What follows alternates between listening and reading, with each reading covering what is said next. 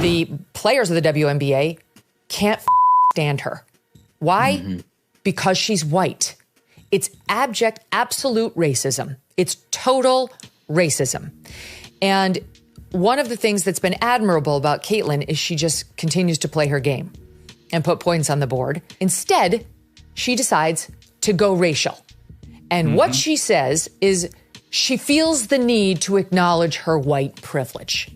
Basically, she's sorry she's white.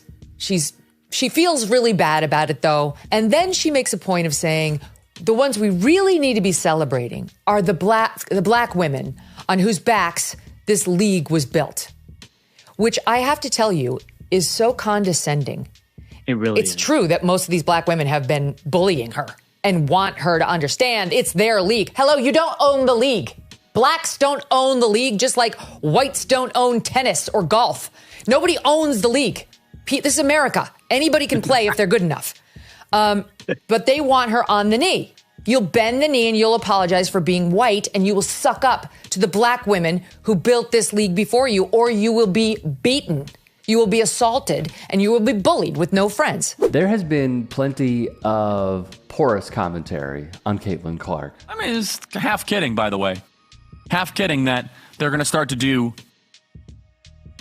DEI scoring. That Caitlin Clark is going to have to, her three-pointers only count as one.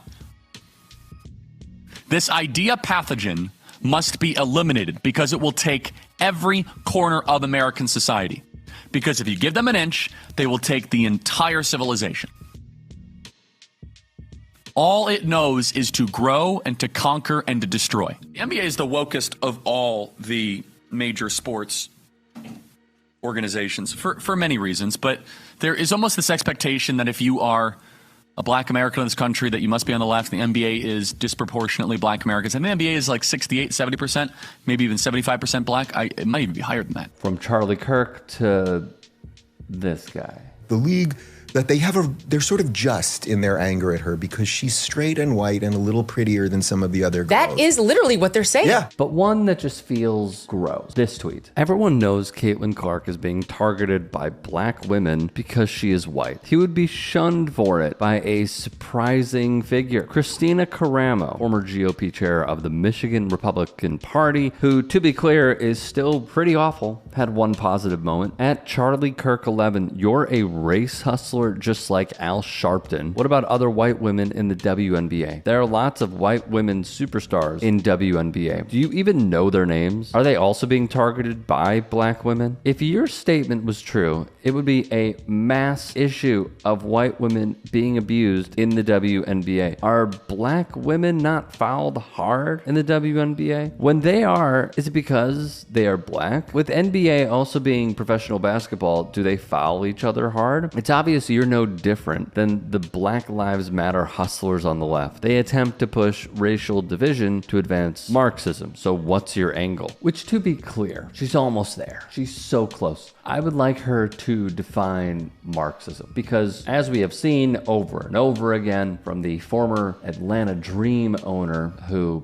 may or may not have bought her seat into the United States Senate, Kelly Loeffler, representing the state of Georgia, who then lost in 2020, they kept clinging to socialism, Marxism. Define it. We hear them say these terms over and over and over again, and honestly, it is tiresome. Her saying they try to indoctrinate with Marxism, Leninism, blah, blah, blah. When are people going to demand that they try and tell us what it is so we could hold up a mirror and say, no, you're wrong, here's actually what's going on? The other part about this that is tiresome also is pushing racial division, BLM hustlers. Yeah, it was awful what happened. There are still plenty of fantastic groups on the ground who are doing fantastic work. So to point at those who did take advantage, potentially, and go after the whole movement is bad. When one supporter of Kirk's replied to Caramo saying he isn't a race hustler, just a truth teller, Caramo rebutted with the following message: yes, he is. If she is being singled out because she is white, then what about the other white women who are superstars in the WNBA? As Christians, we know our words have power. And when God has allowed us a platform with millions of people trusting us, we can't carelessly say things, especially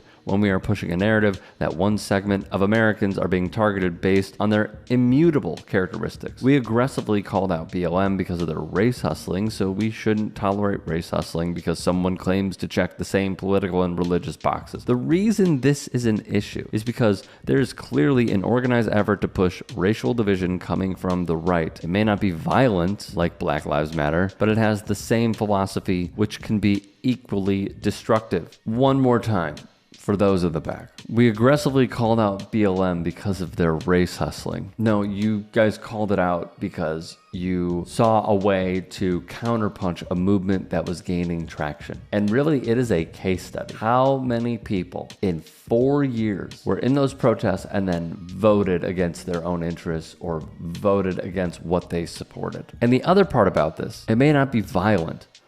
What was violent? Because the Washington Post, I remember, put out a study that they put forth where it was 96 or 97% of protests were peaceful. And then there was more evidence. Remember the Boogaloo Boys? Remember the Proud Boys? There were factions of extremist groups, including the viral Umbrella Man, who were part of extremist groups invading these movements, setting off fires, breaking glass windows.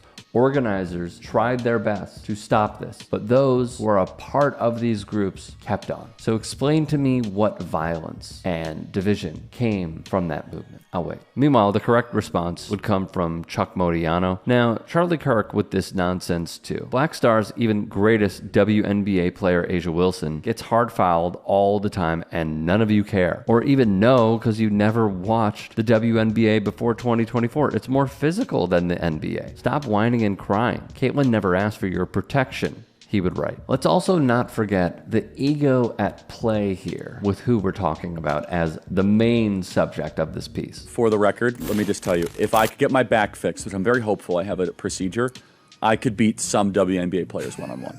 Not all.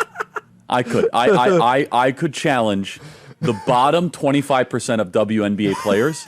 The bottom 25%. If I could get my back fixed and I have 3 months of proper preparation, I could beat them one-on-one. You think I'm joking? I'm 6'5". I played competitive Midwest AAU basketball.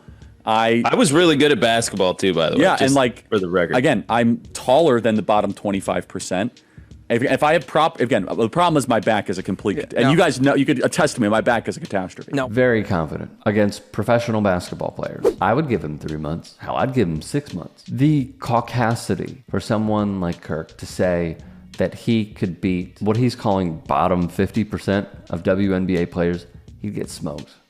Smoked. This is a Olympic champion sprinter going up against someone who is in middle school, high school. The talent gap is so far and wide. But I think what this also showcases is the insane amount of disrespect that to this day WNBA players face from people specifically on the right, like Charlie Kirk. Hey, I appreciate you watching. Now, if you can, please do become a channel member by going to youtube.com/TYT Sports and clicking the join button. If that's too much for you, you can just go to tyt.com/join to become a member. It helps all of us out here at the Young Turks and keeps our network afloat. In addition, you could follow me on my socials on Twitter, Instagram, and TikTok. Appreciate the love. Have a great day.